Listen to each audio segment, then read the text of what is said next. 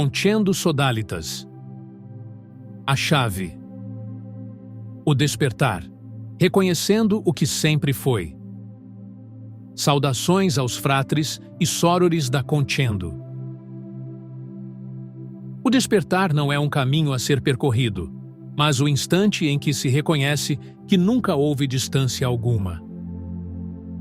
Tudo o que buscamos sempre esteve aqui, velado pelo jogo da própria consciência.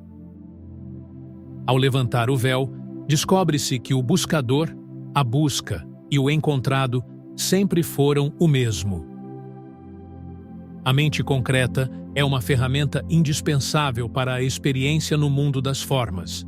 Contudo, em determinado ponto da jornada, ela deixa de ser auxílio e pode tornar-se obstáculo ao reconhecimento da fisiologia universal e ao despertar.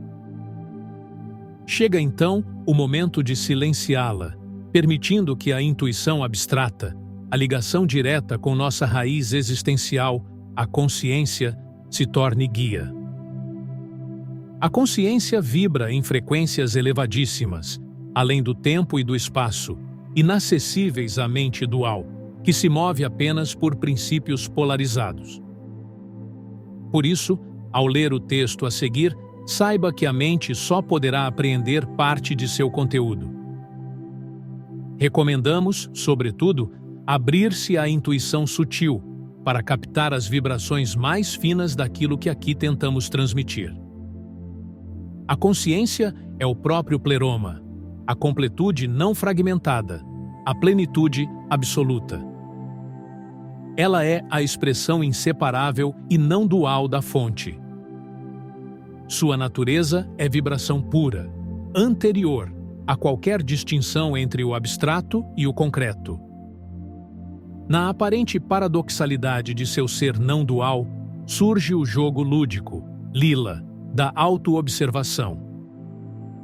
É o movimento espontâneo pelo qual o uno se contempla e se desdobra em incontáveis personagens e perspectivas.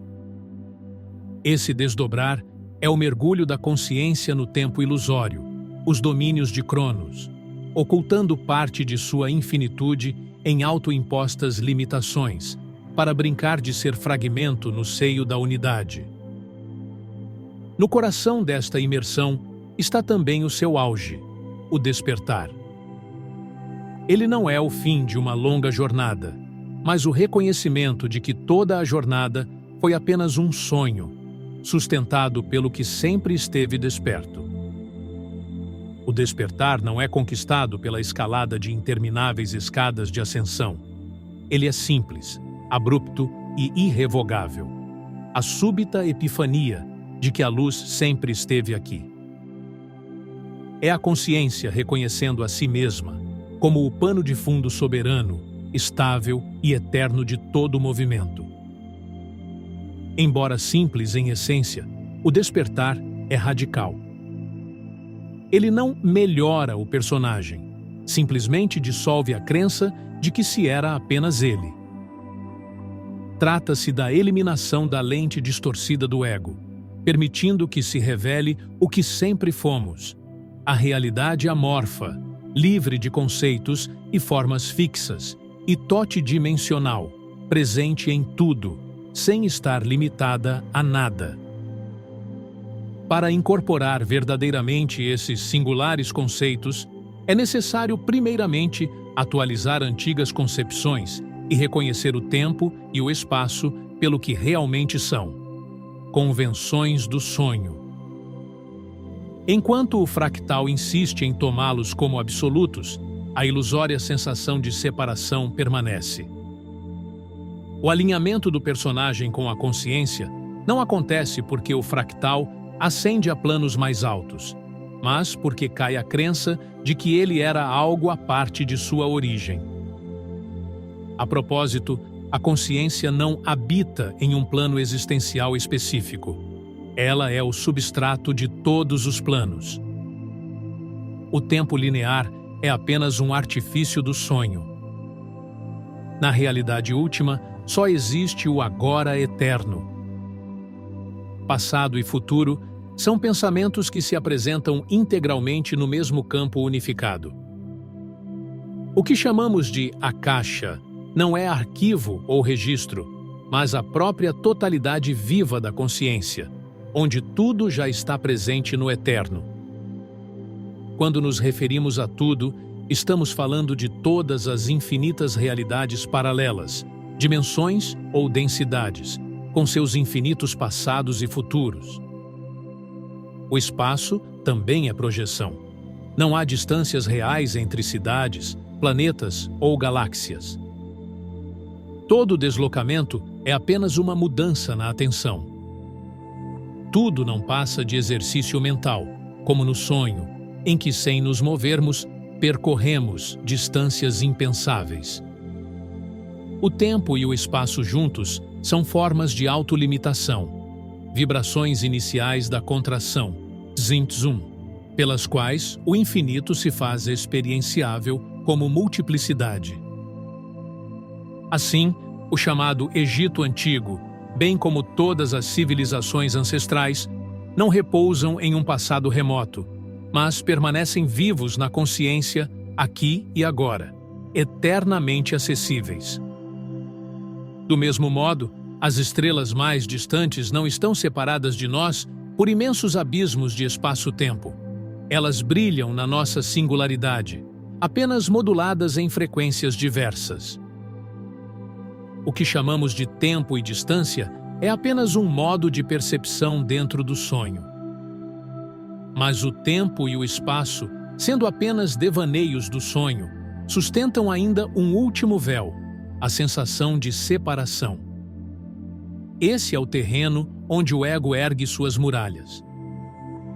Como cenários para o ego, surgem os mundos de sonho, palcos oníricos, onde os fractais, os personagens, atuam como atores que são, ao mesmo tempo, peça, palco e plateia.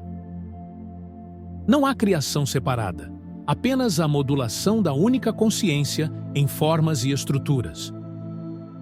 O eu e os outros, que na ilusão da separação parecem existir como entidades independentes, são apenas máscaras que a consciência veste para experimentar-se. A separatividade é, portanto, a ilusão-mãe que sustenta todo o drama.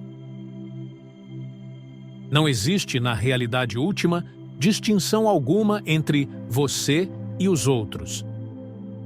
O que chamamos de outro é apenas mais um ponto de observação dentro do mesmo sonho da consciência. Cada rosto que você vê, cada ser que encontra, é um espelho que reflete uma faceta do seu próprio ser infinito, ecos da mesma fonte, modulações únicas da melodia eterna. Quando essa verdade é assimilada, não apenas como conceito, mas como revelação visceral, a identificação com o personagem solitário e frágil, o ego, começa a se dissolver. Então se percebe que o medo, o julgamento e a hostilidade sempre foram direcionados a si mesmo. Dissolve-se o véu do outro, e o que resta é a percepção cada vez mais clara da única presença, impessoal, infinita e radicalmente livre. Essas ideias, entretanto, não são um novo acúmulo para a mente. São apenas setas apontando para além dela. No instante em que a busca cessa, revela-se o saber pétreo que sempre sustentou o buscador. Aliás, o conhecimento adquirido nos planos mentais, por mais amplo que seja, não reflete a real sabedoria. O saber verdadeiro não é acumulado, é o saber ser inato que sempre foi nossa real natureza. Quando isso é realmente incorporado, a percepção do mundo se desfaz de sua rigidez. Se tempo e espaço são devaneios, o que resta? Apenas isso, a singularidade, una, sonhando sonhos dentro de sonhos. É a fonte una, o vazio potentíssimo que tudo contém, do qual surge a dualidade como expressão jubilosa. E no instante paradoxal do despertar, que não é evento no tempo, mas o pano de fundo eterno, a dualidade se dissolve, não porque seja destruída, mas porque se reconhece como nunca tendo sido real. O despertar, portanto, não acontece para alguém. Ele é o reconhecimento de que o alguém sempre foi apenas parte do sonho, enquanto a vigília permanece intocada. Nada muda no mundo, e tudo muda na compreensão.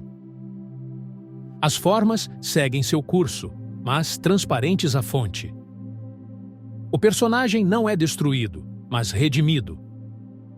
Agora brilha não com uma nova luz, mas com a luz que sempre foi. O sonho continua, mas agora como dança consciente de luz e sombra.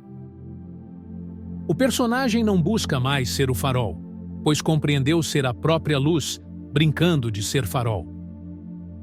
Na verdade absoluta. O personagem já está dissolvido na fonte, pois nunca foi independente. O personagem está plenamente expresso, como a dança única e irrepetível que é. O personagem já é unificado, porque sua substância sempre foi consciência pura. Na eternidade do Eu Sou. Sinceros desejos de ascensão. Concendo Sodalitas.